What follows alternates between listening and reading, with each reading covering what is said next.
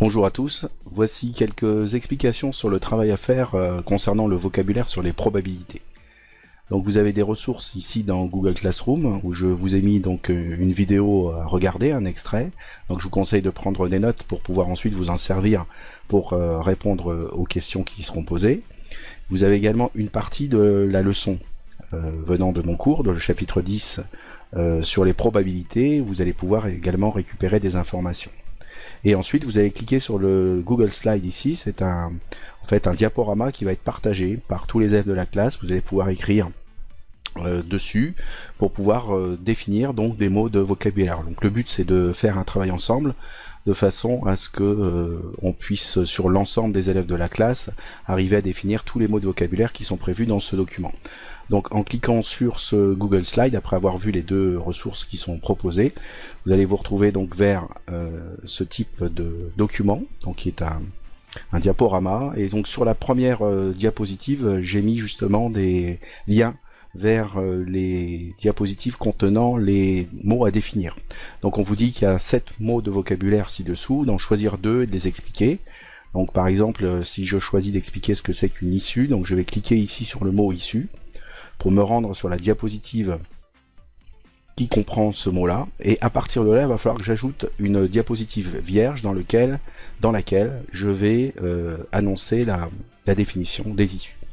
Donc pour ajouter une diapositive vierge, vous cliquez ici sur le plus, à côté du plus plutôt, avec le petit triangle, et puis vous allez ajouter une diapositive vide. Donc vous cliquez ici sur vide. Voilà, à partir de là, dans les commentaires, vous mettez le nom, votre nom et votre prénom.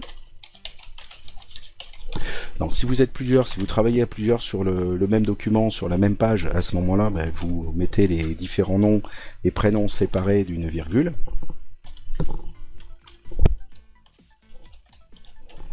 Voilà, etc.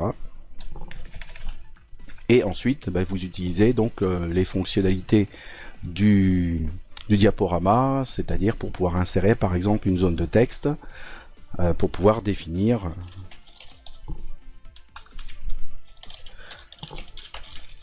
une issue. Et puis vous pouvez donner également des illustrations. Donc vous allez pouvoir insérer des images que vous allez pouvoir soit importer depuis votre ordinateur ou rechercher sur le web pour pouvoir mettre des images d'illustration de cette notion d'issue.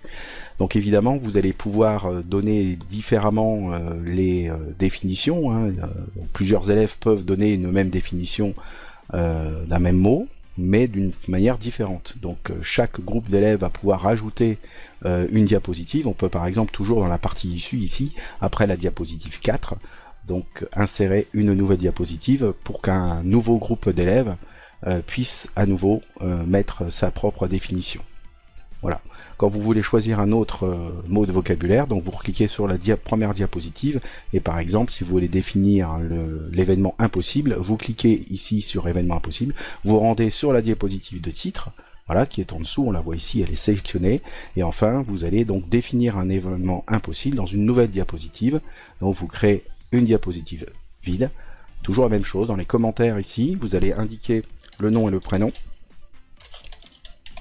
de la personne ou des personnes qui participent à l'édition de cette diapositive, et sur cette page là donc vous allez mettre la définition d'événements impossibles. Voilà, j'espère que vous réussirez tous à faire ce genre de travail, et j'espère que à plusieurs vous arriverez donc sur tout l'ensemble de la classe à donner la définition de chacun des mots. Alors je vous dis à bientôt, bon courage.